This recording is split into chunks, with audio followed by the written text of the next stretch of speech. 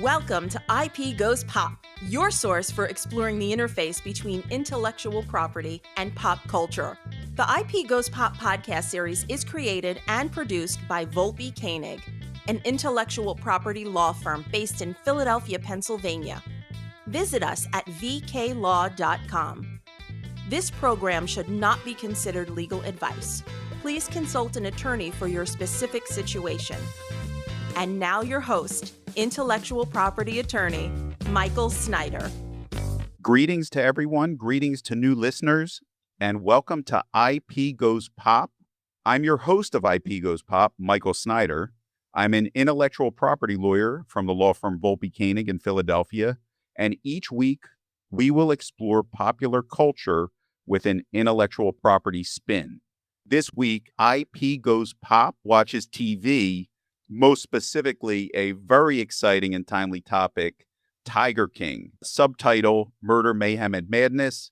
We will not be delving into the murder, mayhem, and madness. We will be sticking with the intellectual property aspects of this pop culture phenomenon. And it really is a phenomenon. It is an extremely popular Netflix documentary series. Everyone is talking about it. We are not being sponsored by Netflix, but certainly to have this episode make more sense, you may wish to check out the documentary. It is worth your time, I believe. It is about one Joseph Allen Maldonado-Passage. That's just one of his many names. His other name is Joseph Schreibvogel, but the name that he is known for in popular culture is Joe Exotic, for his work with exotic animals at the Greater Wynnewood Exotic Animal Park, or the GW Zoo, as it is known, in Wynnewood, Oklahoma. There is what I think is fair to say, a fairly interesting and wild cast of characters that work at the zoo, which houses hundreds of tigers. There are lions, there are apes, there are monkeys, lemurs, alligators. But for our purpose, we'll focus on some of the IP aspects. And really underlying the entire documentary series is this epic struggle between Joe Exotic and his arch rival and nemesis, Carol Baskin of Big Cat Rescue. Carol Baskin and her husband are involved with protecting tigers and other big cats through their Big Cat Rescue program. They have accused Joe Exotic of many things, one of those things being that they do not like the tiger petting trade.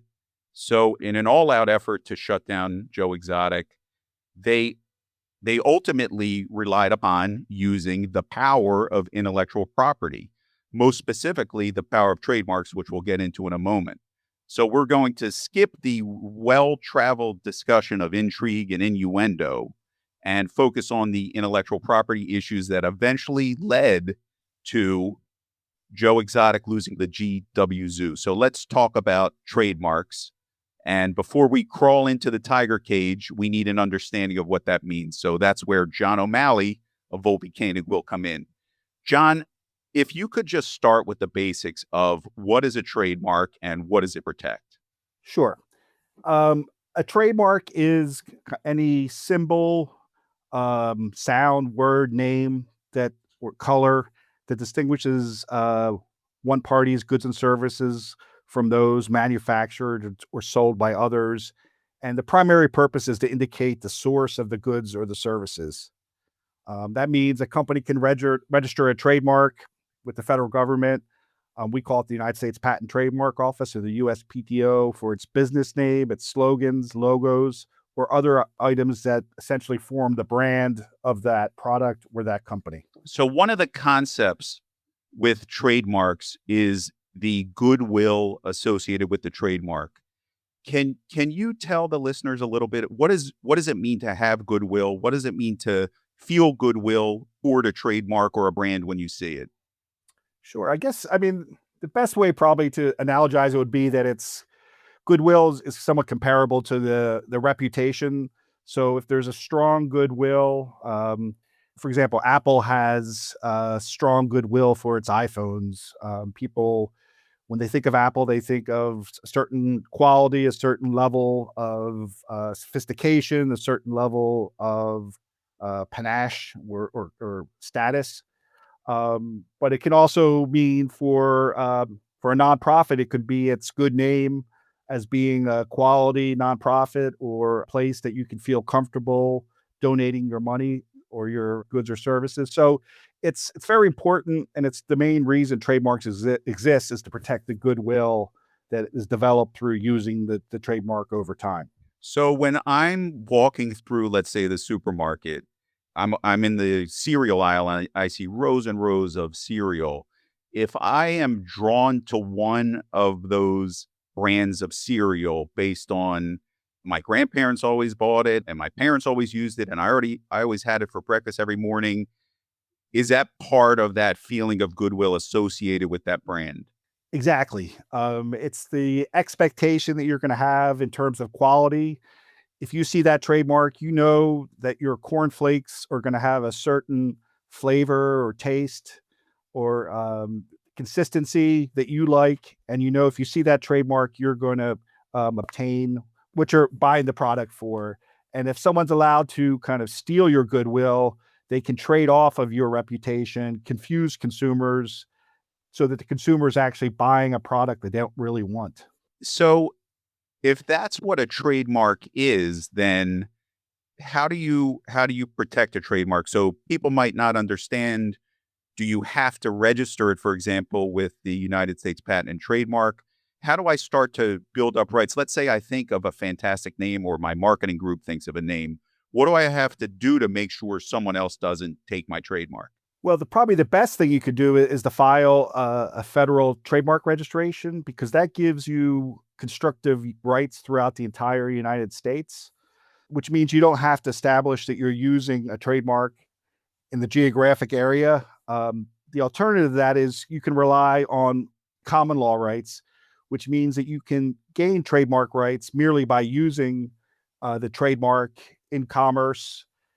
The downside of common law rights is you only gain trademark rights in the geographic area where you use the trademark. And actually, in the Joe Exotic case, both common law and federal trademark registration rights were used by Big Cat Rescue. Perfect segue. So let's get into it. So let's assume that the battle was raging between Joe Exotic and Carol Baskin. Big Cat Rescue positioning themselves as protectors of tigers, Joe Exotic being painted as someone who exploits perhaps the animals. Again, these are all allegations. We're not making any judgments. We're just looking at it from the intellectual property perspective. So let's talk about there were multiple lawsuits by Big Cat Rescue against the GW Zoo and against Joe Exotic personally. But what really took him down of all things, reptiles, exotic animals, tiger petting, of all the things that were going on at the GW Zoo, the final thing that began his demise as an operator of a zoo was, in fact, a trademark issue. So if you could, John, tell us a little bit about the trademark complaint. Yeah, and I have to say that was very clever by Carol Baskin and Big Cat Rescue to use their IP um, to attack or to bring down Joe Exotic, who was presenting, if you've watched the show, a lot of issues for Big Cat Rescue. It started, and this is from watching the show. I actually watched it twice, once with my wife and once with my son, just to see his reaction to the program. So I think perhaps one more time should do it. I think so, just to make sure I don't miss any key points. But from what I gathered, during the winter months when customers weren't coming to the GW Zoo, Joe Exotic would take the animals on the road to malls and other public venues. And, the baby tigers were very popular. And apparently he generated significant revenue from that. And then Big Cat Rescue learned of that and started a program of writing to these malls, complaining about the treatment of the animals. And apparently that is one of the things that it hurt Joe Exotic's business because he was losing malls who didn't want the bad publicity associated with allegedly harming animals. So when he learned what was happening, I think it was part of his revenge a little bit, but he changed the name of his traveling show to Big Cat Rescue Entertainment, which is by itself, you wouldn't say, well, what's the problem with that? The problem is Big Cat Rescue had a federal trademark registration for the trademark, a big cat rescue with the symbol of a large cat. It was kind of its logo. So basically they obtained a trademark registration for their logo. And then Joe Exotic continued to have some fun with Carol Baskin and Big Cat Rescue, and kind of copied the look and feel a little bit of their website on some of his branding materials. And in fact, he publicly stated that he was doing this activity to kind of harm the goodwill, which we talked about earlier, of Big Cat Rescue. All right, now let me step in for a second and let's deconstruct this, because there is a lot, as with almost anything that happens with Joe Exotic, there is a lot going on just in what you said. So let's start with the first test. So the Big Cat Rescue trademark is Big Cat Rescue. He began using Big Cat Rescue Entertainment. So he essentially added a single word to Big Cat Rescue. Now, let's say that someone wants to come very close without stepping over some line. What is the line in trademark law? What is the test for when one trademark infringes another trademark? The test is commonly called likelihood of confusion. So the test is whether a consumer seeing the trademark would likely to be confused. And there's a lot of different factors that you look at, but the two most important are how similar the trademarks are and how similar the respective goods and services of the parties are. Okay, and just for our listeners who aren't familiar with likelihood of confusion, some of the other factors are where the goods are sold, how they travel, who's the target customers are these very expensive goods, are they impulse item type of buys? So there is a lot that goes into the test of likelihood of confusion, but as you said, here we have an issue with perhaps the two most important of the likelihood of confusion factors. Can you imagine a situation where taking your competitor's trademark and adding a word would not be trademark infringement? Would that ever work? And do you believe that Joe received and followed any legal advice in adopting that mark? No, because another factor that's used in deciding likelihood of confusion is intent. And Joe Exotic clearly made it public why he was doing what he was doing. He intended to trade off of the goodwill of Big Cat Rescue. And if he could, he was hoping he would damage the goodwill of Big Cat Rescue. So in a legal situation, those are pretty bad facts. I'm certain that he didn't have trademark counsel advising him about using Big Cat Rescue Entertainment. And remember, this is before the IP Goes Pop podcast, so he also didn't have access to this as well. Or, our upcoming Twitter launch. So Joe Exotic was pretty savvy social media wise, so I'm sure he would have learned of us eventually. So I have a question. Now, one thing we're going to do on IP Goes Pop is address some of the urban legends out there about patents, trademarks, and copyrights. For trademarks, is there any type of magic formula as far as how close is too close, or how close you could come to an existing trademark? Is there any formula that someone could use almost mathematically to try to figure out if they would infringe another person's trademark? No, there's no objective standard, but I can tell you, we deal with clients ask this question a lot when their mark is very close or even identical to another mark. They'll say, well, what, can I just add a word before or after? Unfortunately for them, you can't just add a word after a trademark, especially a word like entertainment, which is descriptive or generic. That doesn't change the analysis. Because when it's descriptive or generic, that word is almost kind of read out of the trademark. So you still look at the main terms, the dominant portions of the trademark. So there is no kind of secret way to try to get around a trademark, especially when you're using the exact same terms and then just adding a term. One thing you just mentioned leads me into the next area of inquiry, and that is, let's say, and I'll give you a hypothetical here, which I know lawyers love. Let's say that Joe Exotic, before taking any of his action, came in to you for advice, and Joe Exotic said, I have an arch enemy, Carol Baskin.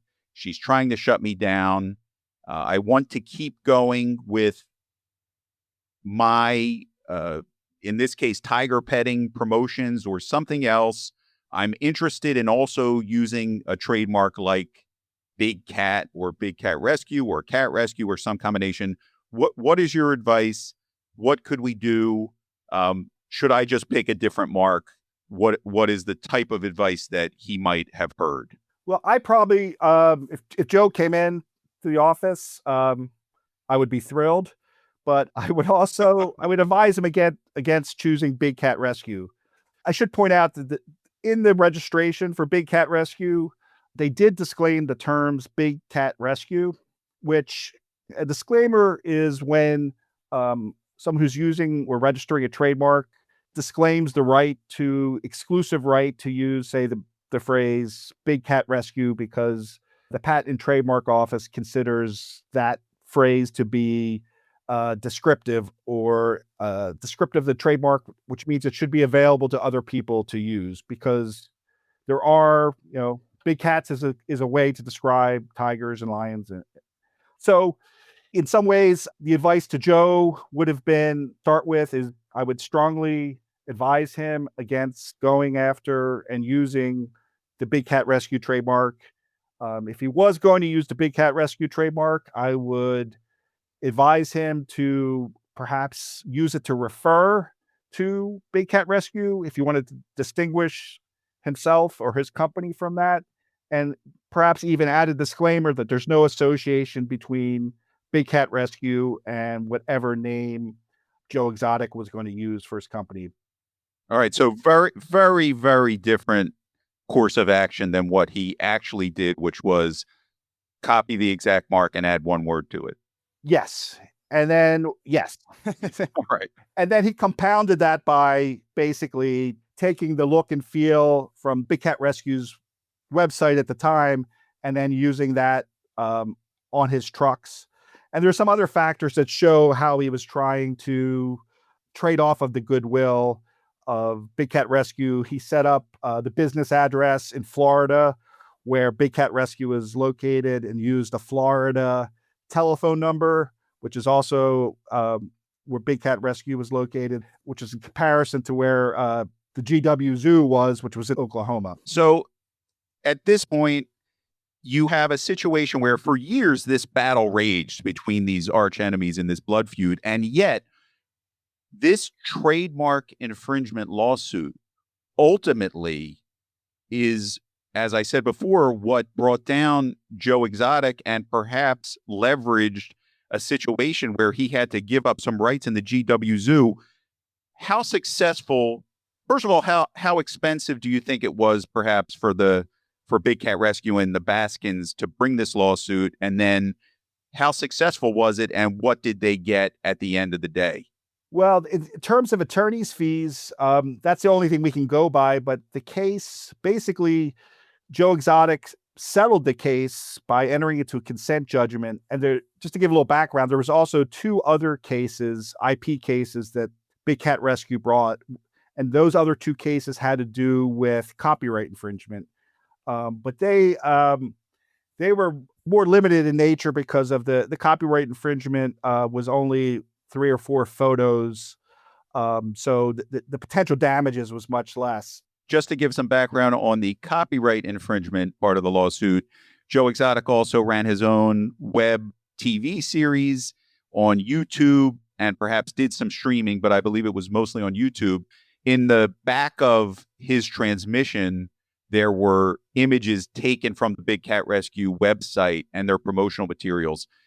Using that material, and we are going to have a separate IP Goes Pop podcast on copyright infringement. So we'll probably revisit that. But I did want to give some of the background of the copyright part. But John, please continue with the manner of success and how well did Big Cat Rescue succeed in this lawsuit? So the lawsuit went on for about approximately 2 years, from what I can tell from the records. And during that time, Big Cat Rescue incurred about $650,000 in attorney's fees, which I would assume that Joe Exotic probably incurred, maybe 75% or 100%. It's hard to know, but so he probably incurred similar expenses within a range.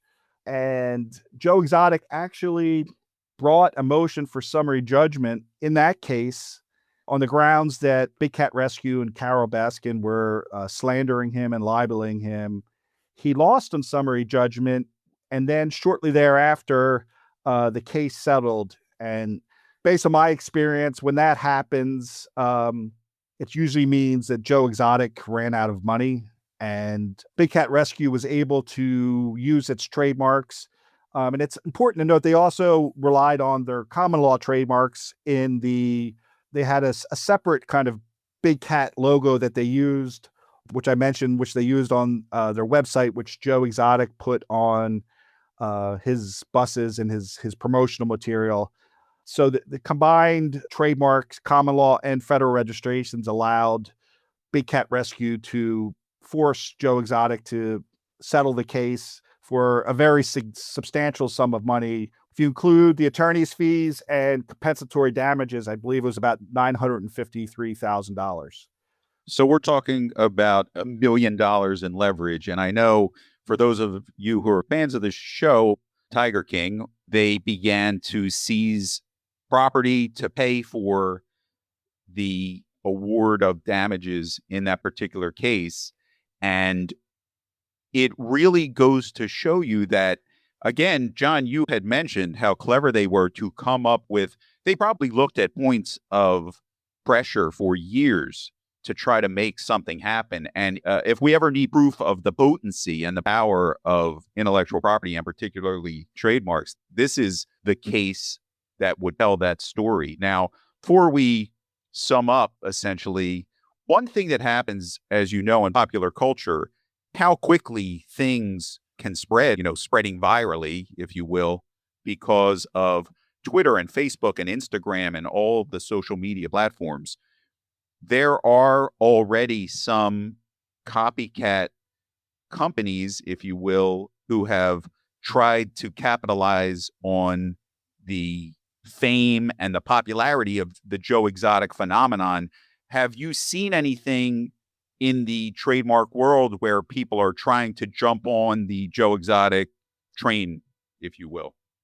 Yes, and you see this happen with, as Mike mentioned, in any type of popular culture. When something hits the fancy of the public, there's almost like a gold rush to the trademark office to try to obtain trademarks on the key terms that everyone's talking about. So I looked this afternoon before we started the podcast, and there are currently 6 pending trademark applications for Tiger King. And there's also pending applications for Joe Exotic. The Tiger King, 3 of those applications were filed to cover, among other things, clothing by 3 different individuals and companies. And then the other trademark applications, one covered Halloween costumes by a totally different party. And then there was some other companies or individuals filed for trademark applications covering a wide variety of goods and services. And interestingly, all of these trademark applications were filed the first week of April, which is when, I guess, kind of Joe Exotic really hit the public imagination. No, that's when Joe Exotic dropped, or at least the announcement that it would be on. I guess a lesson here is, if you perceive or have a feeling that something you're doing might be popular enough where you're going to want to sell T-shirts or other kind of merchandise, your best bet is to file first. Your best bet is to get in line at the trademark office before anyone else, correct? Correct. And if you are going to try that route, it's not as easy as it sounds. You do have to have a bona fide intention to use the trademark if you're going to file on an intent to use basis, which all of these applications, which I mentioned, did. And that means you have to be planning to use the trademark in good faith. And if you're ever contested, you have to be able to establish kind of written evidence of your planning or actions to use the trademark, which in my experience, most of these kind of gold rush companies don't actually have. And then in some situations, the Patent and Trademark Office is aware of these popular culture, and they do examine them very closely in view of potential likelihood of confusion. So, for example, if Joe Exotic, theoretically, he was known as the Tiger King by, I think he self-named himself that. But I think it's not an official title. I did not do the research, but I'm fairly sure Tiger King is not an official title, and he is not actual royalty. I think Queen Elizabeth may differ on that, but I'll let you. So, yes, there's definitely a gold rush, and it's essentially with trademarks in a situation like this, it could be first to file unless someone had been using the trademarks.